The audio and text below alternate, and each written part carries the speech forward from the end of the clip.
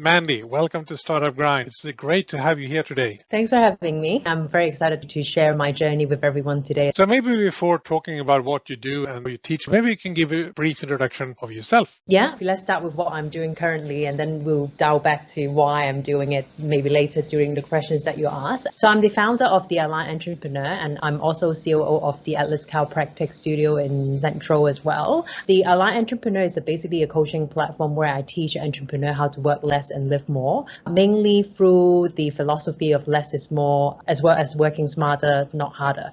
The whole story started with my burnout experience 2 years ago, and I can't wait to share my journey and what happened to me and why I'm doing what I'm today with everyone. Before you started Aligned Entrepreneurs, you were running an agency in Hong Kong, and maybe you can tell us a bit more about that journey. Yeah, so the agency, it's called EQ International, and it's a creative branding and marketing agency. The journey running the creative agency is the breaking point of how I got into the burnout, but I wanted to share a little bit of background of how the burnout started building up. So my journey started back in 10 plus years ago when I first graduated. I got back to Hong Kong. I used to study in the UK. The first job when I was coming back to Hong Kong, I started doing, it's basically doing a luxury fashion PR with no direction coming back to Hong Kong what I wanted to do. So I was kind of just try everything I have presented in front of me. And I didn't really get some time to really think about if I would like the job or if it's suitable for me. It's all, okay, I'm back in Hong Kong, let's just try it. And actually the job was also referred by one of my friends. And so I think from UK, the transition back to Hong Kong, obviously the pace is already very different on its own. And then obviously topping up on that, your first job, and you feel like it's kind of like a reality check. That's how society looks like. On top of that, it's like the PR industry, so it's quite fast paced. And so I think very shortly after, probably a couple of months after, I already know that I don't really enjoy working in the industry. And I think back then I know that I didn't like it, but I don't know how much it has impacted me. Because there will be time where I was going home on MTR and I will be like crying without knowing what's the reason. I just thought that I was like adapting to Hong Kong culture and all that. So obviously now when I look back, it's so clear to me that, the job wasn't really aligned with my values, and I simply just don't really like to go to work. And I feel like I feel like if you don't really like your job, you kind of like putting yourself in a situation at least 8 hours a day where you don't enjoy doing it, right? So I guess that's the first moment in my life that I realized that it's very important to find a job that you're passionate about and you like it, because otherwise what's the point of making all those money after all, right? And then that led me to start my freelancing journey. And then I basically started to consult for a lot of restaurants. And that was the moment where I started to realize that, actually, I'm still kind of in PR industry, but I like it so much more. So I started to question myself, like, why I'm still being a PR, but why there are so big differences into like industry. So I realized that I really like sit down one-on-one and building like a personal connections with the founder of the restaurant. So my job back then was just to sit down and ask a lot of questions about the founder. And I remember the first job that I was taking as the freelance project is helping Italian restaurants in Hong Kong, and the chef was basically bringing the grandma recipe from his hometown to Hong Kong. So that moment, I just find it really like fulfilling to be able to help him to tell the story. And it's just much more, the feeling is just much more warming than being fashion PR. So that's the moment that I realized, okay, I like to have deep conversation with people rather than in big event and like working with big company. And I think like working with small businesses, it kind of fulfills my personality, that I wanted to connect with people on more like a deeper level. I think very shortly after, because I was really enjoying what I was doing, so people start talking about me. I got a lot of referrals, and very shortly after I was able to start a proper company like with EQ International, basically. And within 2 years' time after I started officially launch my creative agency, I basically launched the company without any funding, from just myself to a team of 8, which is quite rapid in just 2 years' time. And I guess throughout the journey, I kind of lost sight of what's important, even though I was really enjoying what I was doing. But because of when I feel like a lot of startup, probably a lot of entrepreneurs, they go through the same thing. When you're in the grind, you feel like there are a default development momentum that you need to get into. You need to hire more people, you need to scale, and then it's just get into these like numbers game, because you have so much overhead that you need to take care of, and you started to take on projects that you don't really enjoy even like taking on. And I think within that 2 years time, it was a really intense journey. And then I think like a few years after, repeatedly continue on these like grinding pace. Finally, I got into burnout 2022, and I think that was the pivotal moment where I realized that, okay, once again, I failed to live in alignment with my value, which is freedom and flexibility. Like the reason why I started my business, the reason why I started wanting to become an entrepreneur is because I want my freedom. I don't want to work for a company where I don't really want to work for, like not in alignment with my values. And I think it's like, even though the time distance is very long, but again, I think it's a really good reinforcement to remind myself that, okay, once again, I need to always remember what's my core value and what matters to me. And at the end of the day, I'm not the type of person that I want a big company, or like I want to get listed, or I want to rule like 50 or like 100 people. And like, so what do I really enjoy doing? I think that's something that it really leave a very big impact on me in 2023. And that's the reason why I launched the Aligned Entrepreneur. And like throughout that year in 2023, I was able to restructure my business model, reduce my work time by 50%, but triple my income. And I have less overhead, less people to manage. And yeah, I guess like obviously on the numbers side, it's very attractive, but I would say the part that I'm most proud of sharing is I am just much happier overall as a person. Yeah, and I think the experience that you had when you built up the agency, of course, helps you now when it comes to also giving other people help. But it's really interesting you talk about you grow so rapidly that you also got more overhead, and therefore you had to take clients that you might not actually have liked to take, and that is a negative. But you also mentioned that when we spoke before, you said that you actually had an investor who wanted to invest in you, but you decided not to. Yeah, I think I'm always in me. I know that I don't want to report to someone, and I think my core value in that sense is very, very strong. So yeah, I get offered by an investor that she wants to invest in my company, but I just know that I don't really want it to. I think it kind of go against why I started, because I don't want to report to anyone. I want freedom and flexibility. I wanted to be able to control the pace of the company whenever I want. I don't even know if I'm going to be in Hong Kong. Might be chances that I wanted to work in another country, and I wanted to be able to travel whenever I want. So I think taking on investor is just, it's never really on my agenda, because I was okay with the pace that I'm already taking, and I just don't really want to take on more responsibility to be able to trap myself in a corner where I need to always report to someone. No, and it's a very good point, because I mean, it's so easy in the startup world to say, well, you build something up, you get investor or investors, and then you do your seed round, A round, B round, and all that.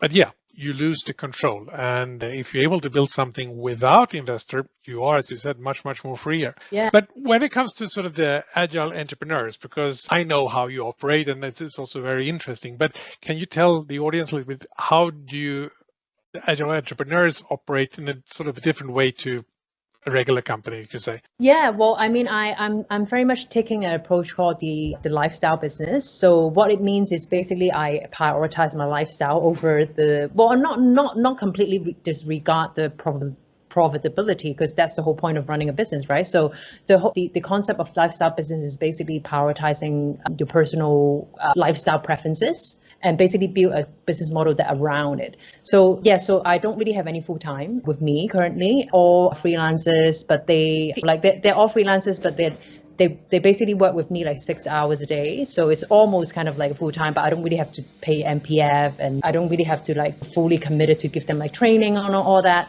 I built a lot of systems and SOP, and these are the kind of training that I give them. So I basically just teach them how to craft the system that I want to operate how I want to operate the business.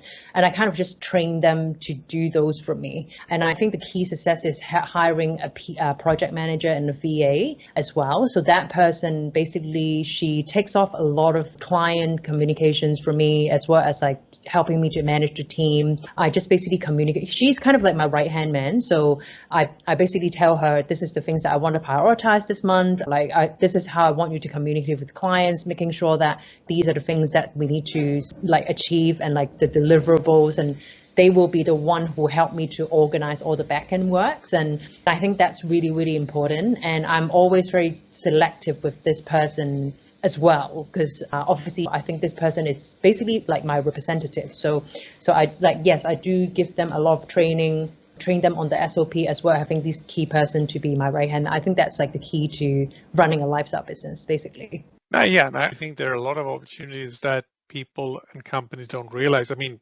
Fiverr was a part of the startup grind globally a few years back, work and so on, and just being able to have these people who are really good at what they do, Yep. but they're not there. They don't need to be there 8 hours a day. So they just do that stuff, and then you divide it up. Yeah, no, I heard a lot of positive feedback about creating organizations like this. And I think it's good for more people also. But as you said, you need to have the SOP in place so they know what to do, and so communicate with themselves as well. I think the part that I enjoy the most is I can travel whenever I want. Like, I think that's the part that is like the most attractive to me. Yeah.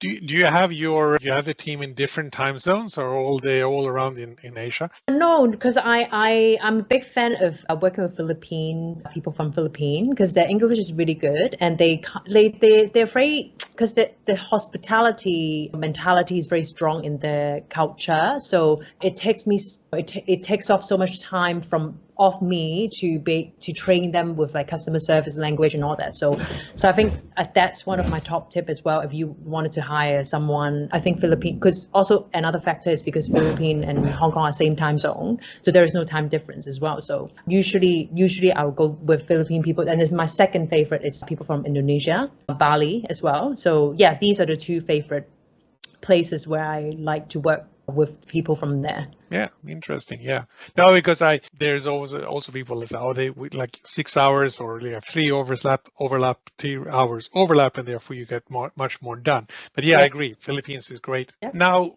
you taking all your experience and you creating an online platform that allow people to take these, so that you are creating courses as well, and that kind of because that makes you very scalable. I mean, 1 person or 10 person or 1,000 person can do the course at the same time. So maybe before we move into what you teach on the platform, can you tell us a bit about setting up a platform like this and things that you've kind of good tips and advice, what to think of? Yeah, I think the first thing is coming up with the offering is the first step. But actually, before coming up with the offering, you kind of need to be able to find your own positioning. So find your positioning, do some market research, and then like craft your offering. The offering is very key, because the offering is basically like a really quick overview of your whole philosophy. Like it is an offering, but obviously people just look at the offering cost, what they can get, like deliverable, to be able to kind of get a sense of what you advocate and what they can get out of you. So I guess, yeah, like these are the 2 key things. And because after my burnout, I spent the whole year to restructure slowly throughout the whole year to restructure my business and all that. I kind of have like systems where I put in place, and I think that kind of like process, it's very useful to help everyone if they want to come up with like any offering, and kind of like documented that process is also really key, because obviously these like visual map and like the systems that you can show people, it's building credibility and trust and showing people what you're doing. You kind of have a system in place, and I think that's like really key to kind of get people to like pay a little bit more attention on you and wanting to spend more time with you. And I guess also a platform like this enables you to have, you can have the freemium, the paid versions, and different hierarchies as well. Exactly, so you can get people in. So that platform is the aligned entrepreneurs, or going to be. And so if we look at what is there on there, sort of what is your core principles that you teach? Yeah, so the core principle is definitely less is more. Like, and the concept actually comes from obviously my burnout experience. I think after my burnout experience, that one thing that I noticed is I've been doing a lot of things that doesn't really bring me profit, and it's kind of silly that I didn't even. I do see that like a lot of business owner or entrepreneur, they probably are going to. I mean, like they're going through the same problem or they have had. There are a lot of tasks that is not really generating a lot of like direct revenue to us, but we didn't even have time to always evaluate what task matters, what are the tasks that we need to focus on. So that basically was because after my burnout, I think the first thing that I asked myself is how can I streamline everything? How can I make my life easier? What are the tasks that generate most profit to me with least of my time, and what are the tasks that doesn't really bring profit but take up so much of my time? I'm sure in all businesses we all have that list, but I think being able to always reevaluate these kind of like questions is really good for us to make sure that the business is running at the right directions. And also, like, obviously for like startup, we have like limited resources and time and people, and I think these kind of questions really help us to refocus. You also earlier mentioned that when you got your first job in Hong Kong, it was introduced by a friend of yours. And sometimes we are getting to this, maybe also the trap of thinking what we should do is what other people expect of us. So how do you extract yourself from that? Basically saying, okay, this is what I want to do, not what other people think I should do. Yeah, I think actually that was one of the biggest takeaway from my burnout experience, that when I really start to have time to sit down and think about my experience with my burnout, like the questions that I ask myself is, do I actually want to live a life that I've been living? And surprisingly, I didn't want to. And that's the realizations that it comes to. But obviously, like I then realized that I've been doing something that the society tells me what's right, and that's not really what I want. And I guess my tips, it's very easy to fall into like the society expectations very easily, and I think there are a lot of expectations, especially in Hong Kong culture, because like there's so many people, and Hong Kong has such like heavy kind of workaholic kind of like culture in Hong Kong. If you don't really reply email within a day, people think that something is wrong. And I think it takes extra consciousness and awareness to be able to just know like what works for you. And the first step is to really get clear on what you want in life, really, because it might sound like a very simple and straightforward questions, but when I really take myself out of my burnout experience, and the answer that I come up with, and I was trying to like digest myself, it was so shocking. Like when I asked myself, do I actually want to live a life like that forever? It's a no, but why would I have been doing that for so long and I didn't even realize it? And I feel like a lot of people don't even really spend time on their own to ask these kind of deep, reflective questions. And so then by default, we just kind of follow what our boss want us to do, or like our competitors, what they're doing. We just feel like we kind of need to do something more than them. And and I think that's why like when I come across the lifestyle business model, it was so appealing to me, because I was like, that's exactly what I want. Like, why would I didn't even want to manage such a big team. I just want no hassle. I just want like a really profitable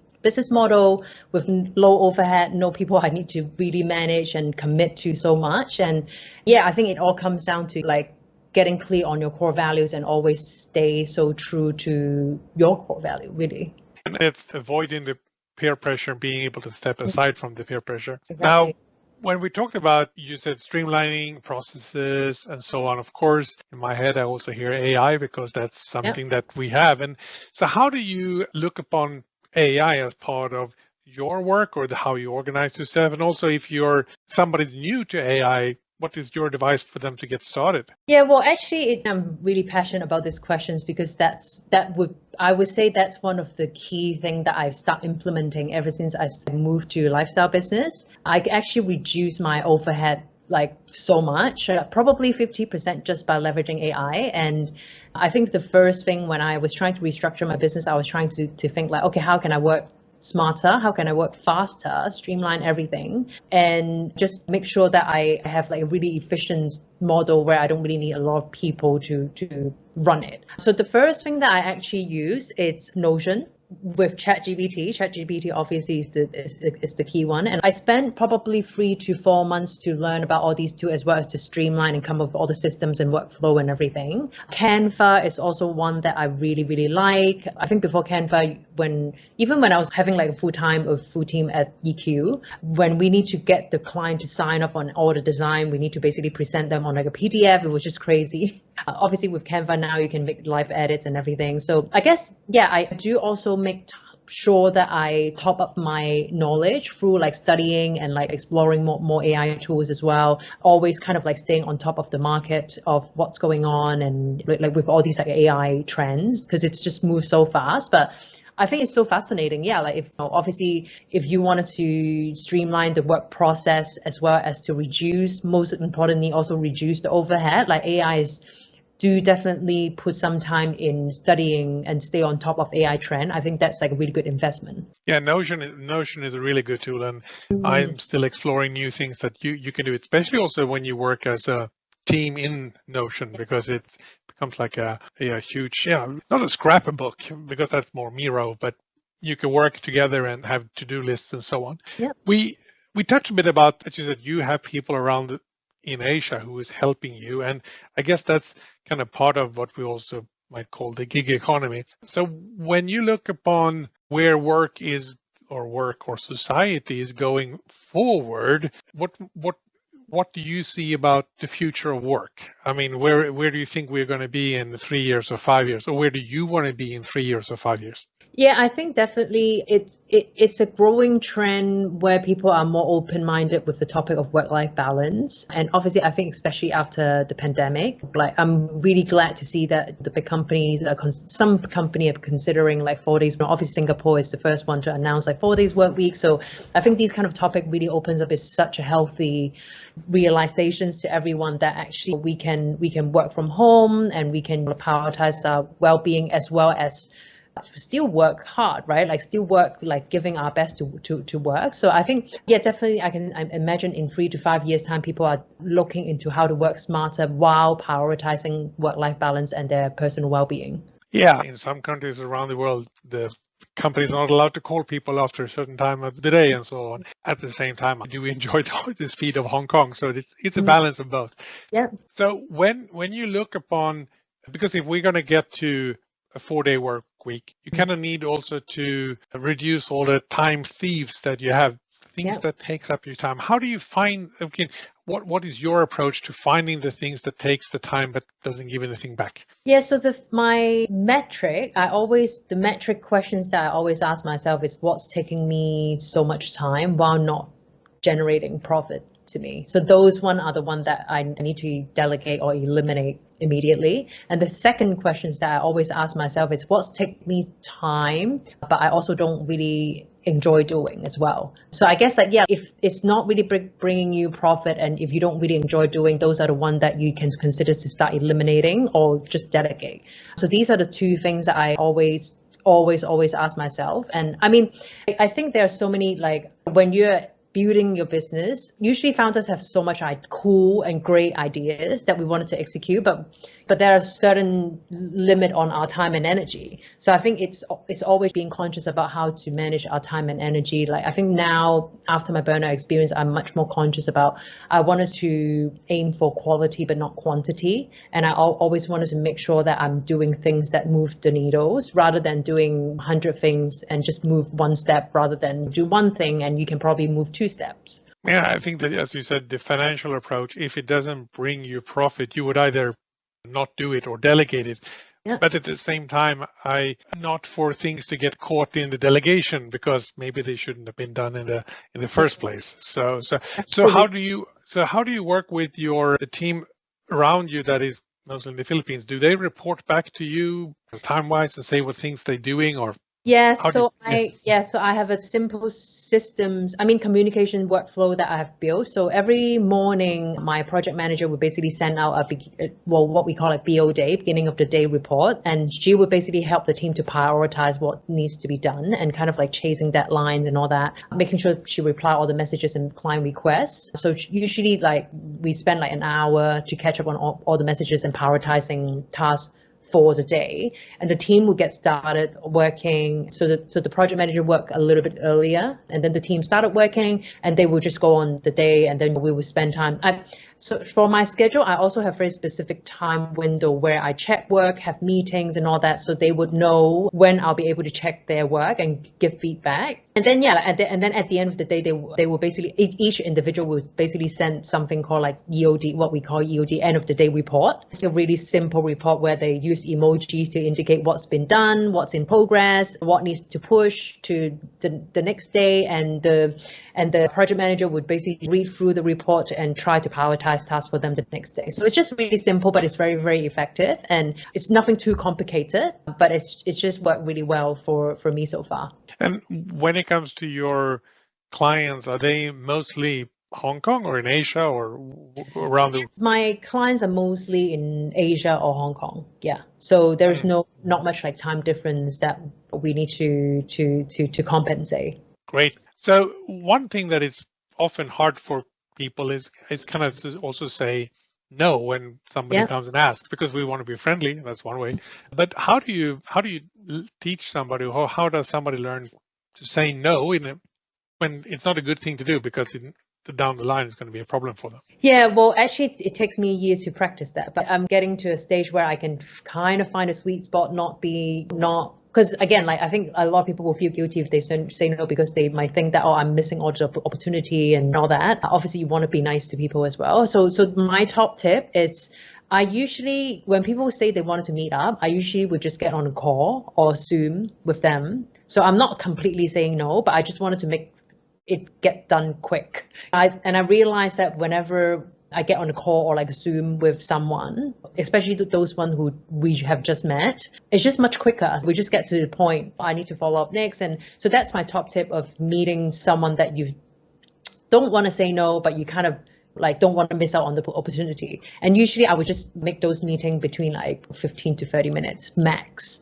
So I would just block out the schedule. They would know that they also just got like this amount of time. So I think that's a really good one that I have always been using. And obviously occasionally, if there's someone that I really wanted to meet in person, then I would make some time to meet those people. But I would say 85% of my meetings, I just prefer to just get it done. And for the one that it's really important, obviously with like clients and all that, is completely different. But I think when it comes to the case of saying no, usually those people you might think that it's not as important, but you kind of don't want to miss out on the opportunity, then I think that's like the best way to go about it. No, I agree. And I also seen some people say that, oh, please send me an email about it. And if they don't, well, then maybe it wasn't as important. Yeah. I think there was even a startup that came out of Techstars that sort of helps. It's, I shouldn't say it's a complicated stuff, but it basically helps to make introductions, but it takes a little bit of effort in each introduction. So these introductions that shouldn't take place doesn't take place. I think it's called Bridge. However, as you mentioned about, you said you're talking to a client, or we always have that. I mean, if we worked 24 hours a day, we would make much more money. If we work 8 hours or 4 days, how do you get over the fear of not trying to close that one more sales? How do you sort of get that out of your mind so that you actually leave the office and say, no, now it's my time? Yeah. So I think one thing that I always do at every end of the year is I always reevaluate. The first question that I always ask myself is how much I want to make. What's the numbers? You need to get clear on what's the numbers that you want to make first, because without that, it's just going to be a rat race. You just keep chasing until a point you just realize, oh, actually, I may not even need that much, right? So I think that's the first question. Like you need to get clear on financially what the numbers that you want to make to be able to support the lifestyle that you want to have. And then after that, I kind of just break it down. Okay, if that's the case, then the way how I break it down is also quite detailed. So I also listed out like how many holidays I want to travel, how much I want to save, what is the rent, and basically like a really detailed breakdown of how I want to manage my finance personally as well as in business. And so I get a very specific numbers to get started with. And with that number, then I basically just break it down. Okay, if that's the case, then how many projects then I can take on? And I'm quite specific with the amount of clients, the numbers of clients that I want to take on because of this reason. Also because with my experience, I just don't want to go back into how I've done it, which is like keep taking on like clients, and to your point that you just kind of lose the quality of your services. And I think right now, again, the philosophy is less is more. I want to focus on the quality. So I wanted to go above and beyond with each client. And obviously, I think that's the best way for marketing, really, because they are the best ambassador for you. They will talk about you and they will refer you. And I just think this way is just such a gentle marketing effort that you're also putting in, as well as obviously, like if you go above and beyond, who doesn't like that, right? Like as a client. So that's kind of like the approach that I'm taking right now. Like I'm very specific with the numbers of clients that I take, and I just go always overshoot with my quality, basically. I know it's a very good point. And what is your advice to somebody who's here today or watching this on YouTube in the future who wants to get out of the same old rut? What should they do to get out of the tracks? Yeah, so I think one really powerful question that I always ask myself is what's more important than money to me? And those be your core values. So always go back to if you're in the rat race, or if you feel like you're burning out, or if you feel like you're on the way to burnout, I think that's a really powerful questions to get you out of it. And you can kind of just start from there to reassess what needs to be removed, eliminate, adjust in your life, basically. It's good to take stock and, of course, discuss it with your family. And we're really looking forward to see how the portal evolves and also can help push people in that direction. Yeah, amazing. Yeah, well, I mean, thank you so much for having me. Yeah, it's been really good. It's a really good conversation. I also saw that there were some questions coming into the chat. So let me check that.